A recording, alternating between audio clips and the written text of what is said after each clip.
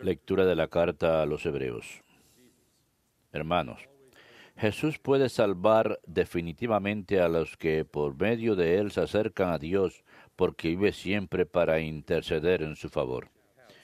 Y tal convenía que fuese nuestro pontífice, santo, inocente, sin mancha, separado de los pecadores y encumbrado sobre el cielo. Él no necesita ofrecer sacrificios cada día, como los sumos sacerdotes, que ofrecían primero por los propios pecados, después por los del pueblo, porque lo hizo de una vez para siempre, ofreciéndose a sí mismo. En efecto, la ley hace a los hombres sacerdotes llenos de debilidades. En cambio, las palabras del juramento posterior a la ley consagran al Hijo perfecto para siempre. Esto es lo principal de todo el discurso. Tenemos un sumo sacerdote, tal que está sentado a la derecha del trono de la majestad en los cielos, y es ministro del santuario y de la tienda verdadera, construida por el Señor y no por los hombres. En efecto, todo sumo sacerdote está puesto para ofrecer dones y sacrificios. De ahí la necesidad de que también tenga algo que ofrecer. Ahora bien, si estuviera en la tierra, no sería siquiera sacerdote, habiendo otros que ofrecen los dones según la ley. Estos sacerdotes están al servicio de una copia y vislumbre de las cosas celestes, según el oráculo que recibió Moisés cuando iba a construir la tienda. Mira, le dijo Dios, te ajustarás al modelo que te fue mostrado en la montaña. Verbum Domini.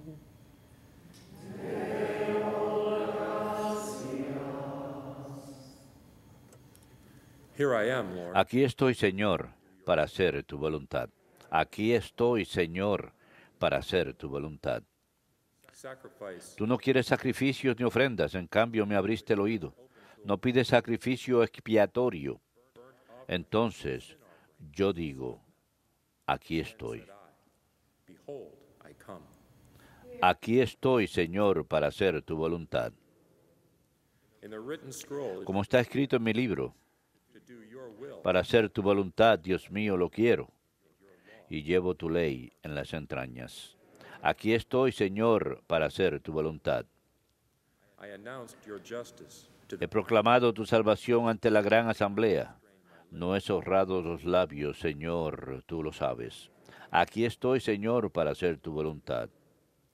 May all who seek Alégrese y gocen contigo todos los que te buscan. Digan siempre, grande es el Señor, los que desean tu salvación. Aquí estoy, Señor, para hacer tu voluntad.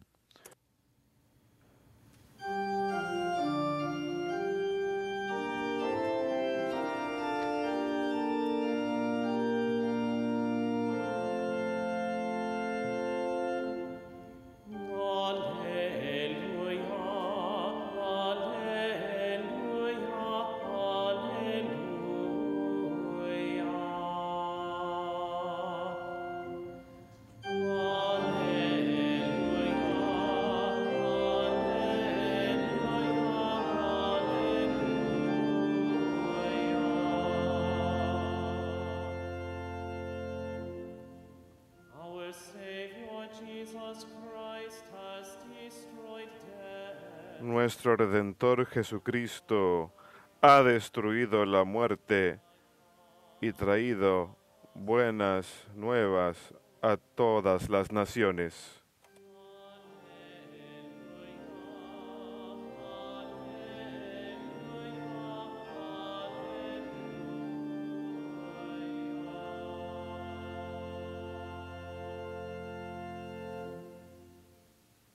Dominus vobiscum. Et cum spiritu tuo. Lectio Sancti Evangelii secundum Marcum. Gloria tibi, Domine.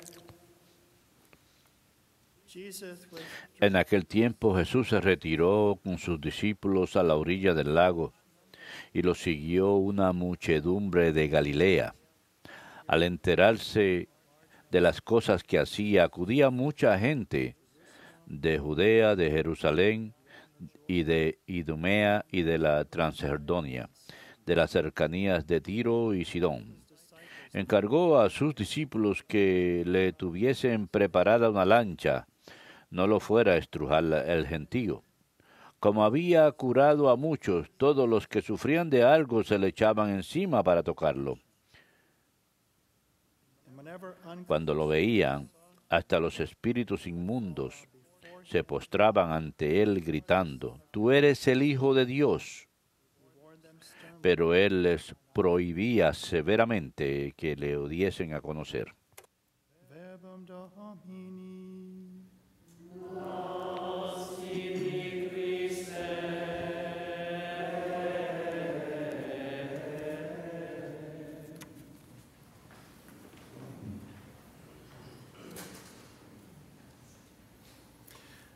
Mark Stang was born in 19... Mark Stein nació en 1958, tuvo 9 hermanos y hermanas.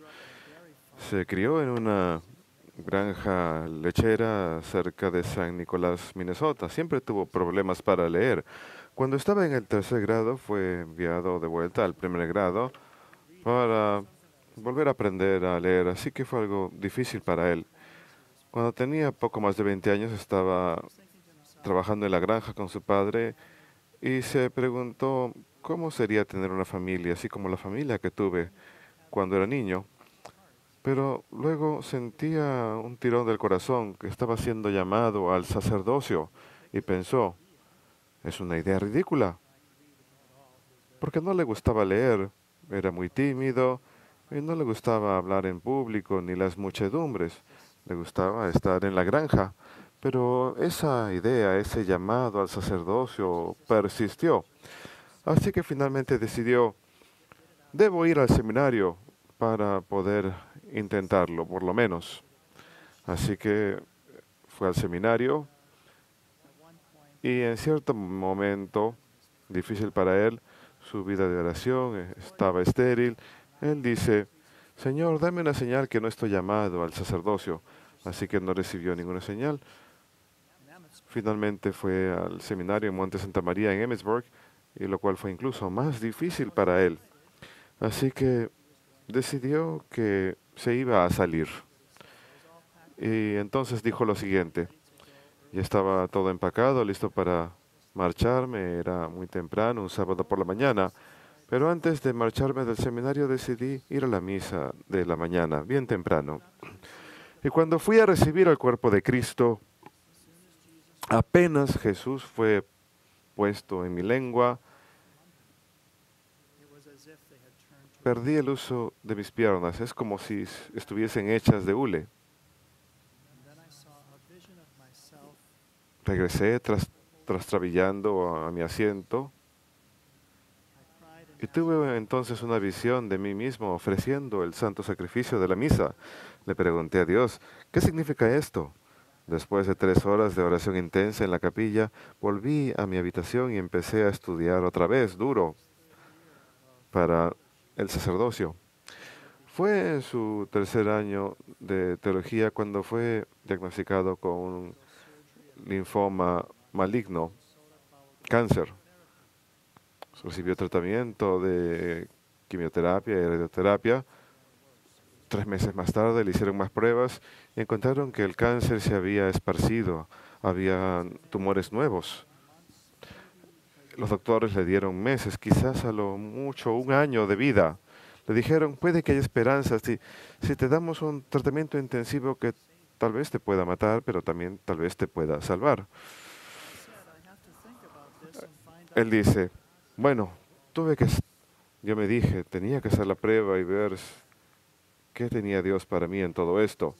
Debo aceptar que estaba muy triste, pero en la oración yo sentía la presencia de Jesús que me decía, confía en mí, yo te acompañaré, no te abandonaré. Tuvo un presentimiento de que debía ser ordenado pronto, pues estaba tan enfermo. Los doctores le dijeron, no, no pospongas el tratamiento, pero él prefirió prepararse para su ordenación y él iba a ser ordenado antes de tiempo. Fue ordenado en 1990, el 25 de octubre, celebró su primera misa en su parroquia natal, agosto 26 del año 90, y empezó a despedirse de sus familiares antes de ir a encontrar a Dios. En septiembre celebró una misa privada para su familia y se dirigió al hospital para ese tratamiento intensivo. Sin embargo, las pruebas mostraban que los nuevos tumores habían desaparecido y el tumor original se había reducido y se había convertido en tejido cicatrizante. 7 doctores le dijeron que no tenían explicación para la cura. Él recuerda que uno dijo, tú debes ser muy cercano a Dios. Él dijo, me di cuenta entonces que mi vida ya no era mía, estaba en las manos de Dios. Ahora ya lleva más de 25 años de sacerdote y él sigue sirviendo a la comunidad allá en Minnesota. Empiezo con este relato esta mañana por el Evangelio de hoy, donde escuchamos de todas esas personas a quien Jesús había sanado y quienes ahora venían de todos lados, acudían del norte, de Galilea, del sur, de Judea, de Jerusalén y de la Transjordania, de Tiro y Sidón en el occidente, de todos lados, una gran muchedumbre. Se pueden imaginar cuando la gente escucha que de los dones que tiene aquel hombre, Jesús de Nazaret, hay algo especial en él. Y incluso los demonios gritan, ¿quién es él? Tú eres el Hijo de Dios. ¿Y qué escuchamos en el Evangelio de hoy? Que él había curado a muchos y como resultado, aquellos que tenían enfermedades se estrujaban a su alrededor para tocarle. Así que todas esas personas están estrujándose, nada más quieren tocarlo, nada más quieren entrar en contacto con él, nada más quieren tocarle. En el catecismo, cada sección comienza con una obra de arte cristiano de la antigüedad. Y aquí tenemos un fresco que introduce la segunda parte del catecismo, la celebración del misterio cristiano. Este fresco se remonta a comienzos de los años 300, así que la catacumba de San Marcelino y San Pedro fueron 2 mártires sepultados ahí. Esta catacumba tiene más de 1000 personas sepultadas ahí, en Roma. Y hay frescos cristianos y vemos el fresco de un hombre siendo bautizado. Pero también tenemos este fresco y probablemente se darán cuenta lo que está pasando aquí es la mujer con la hemorragia que solamente quiere tocar el borde de la túnica del Señor. Así que la ven ahí tocando, nada más quiere tocarla, tocar el borde de su túnica. Ella dice, si puedo nada más entrar en contacto con Él. ¿Por qué es que la iglesia pone este fresco al principio de la celebración del misterio cristiano? Es porque aún podemos tocar a Jesús y ser tocados por Él. ¿Cómo es posible? De forma muy particular a través de los sacramentos y de forma más especial en la misa. Esta mañana lo tocamos y Él nos toca. ¿Qué dice el catecismo acerca de los sacramentos en esta sección? Nada más quiero hablar acerca de un par de los artículos del catecismo. Este es el 1115 y los siguientes. Si tienen el catecismo en casa, 1115 y los que le siguen van a querer leer esto el día de hoy. Dice en el 1115, los misterios de la vida de Cristo, o sea, todo lo que Él hizo cuando estaba sobre la tierra, los misterios de la vida de Cristo son los fundamentos de lo que en adelante, por los ministros de su iglesia, Cristo dispensa en los sacramentos.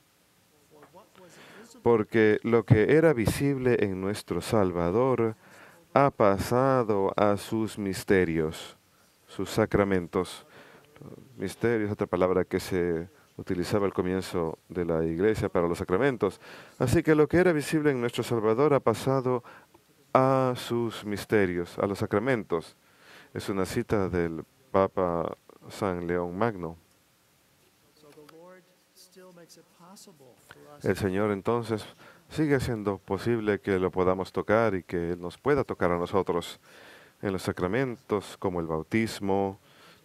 Somos ungidos con el crisma a través del contacto del sacerdote, y también habla como el ministro ordenado es aquel que garantiza que es verdaderamente Cristo quien obra en los sacramentos. Esto es del 1120.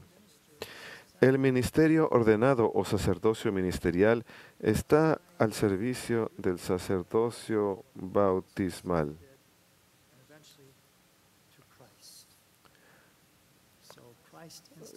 Cristo instituye a la Iglesia para servir a través de los siglos e instituyó 7 sacramentos. Tenemos el sacramento de bautismo que abre la puerta a todos los demás sacramentos. Así que ese sacerdocio ordenado garantiza que es Cristo quien actúa a través de la imposición de manos, a través de los siglos. Tenemos esa continuidad que se remonta hasta los apóstoles y se remonta hasta Jesucristo mismo. Y lo que Él hace es, Él tiene ese vínculo que vincula a los sacerdotes con los apóstoles y hasta Cristo mismo. Y los sacramentos son poderes que vienen directamente del cuerpo de Cristo, como aquella mujer con la hemorragia. El Señor sintió que había poder que salía de Él. Él es el Hijo de Dios y este poder sale de Él. Así que los sacramentos son poderes que provienen del cuerpo de Cristo. Así que todos somos miembros del cuerpo de Cristo. La Iglesia es su cuerpo. Él es la cabeza que tiene siempre vida y da vida. Son las obras maestras de Dios y la alianza nueva y eterna. La Iglesia pues ha discernido a lo largo de los siglos que hay 7 sacramentos instituidos por el Señor. La acción de Cristo obra en la Iglesia a través de la misión del Espíritu Santo. Los sacramentos hacen a la Iglesia. Los sacramentos hacen a la Iglesia porque le comunican a los hombres, en especial en la Eucaristía, este misterio de la comunión con Dios. ¿Cómo podemos entrar en comunión con Dios? De manera muy particular y poderosa, tocamos al Señor y Él nos toca a través de los sacramentos. Entramos en comunión con Dios. Así que pues la misa, dice el catecismo de forma especial, es la forma en que entramos en comunión con Dios. Así es como Él comunica a nosotros esa vida divina. Así es como Él nos toca. Físicamente eso ocurre, que lo recibimos y Él nos recibe a nosotros, que aún podemos tocarle. Y como ese relato con el que comencé del padre Mark Stein, algo increíble ocurrió el día de su ordenación, cuando él recibe el sacramento.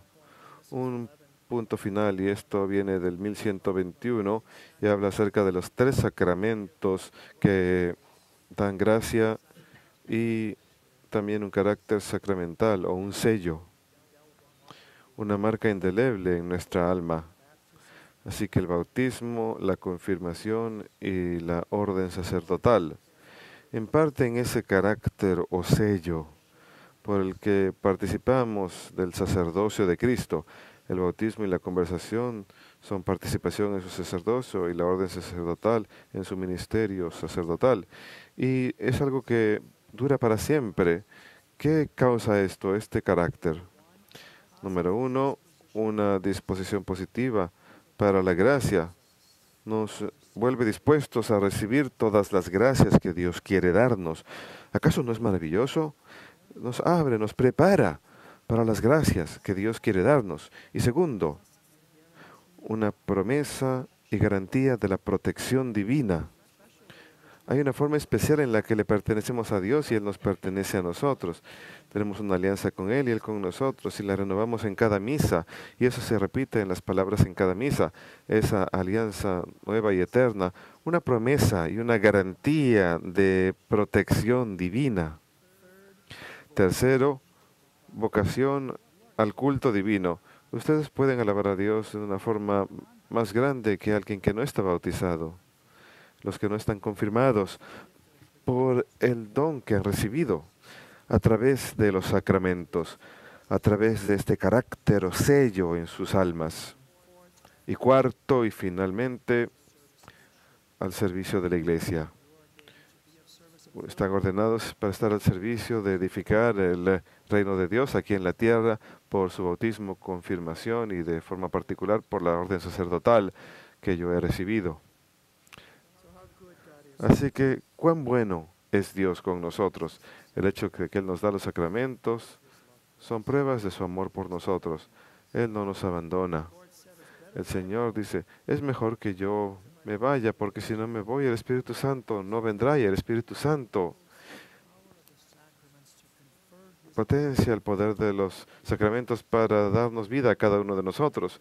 No en un solo lugar donde Él obró, los pueblos venían de todos lados, sino ahora en el mundo entero, a través de la obra del Espíritu Santo. Los sacramentos permiten un número mayor de personas que toquen a Cristo y que sean tocados por Él.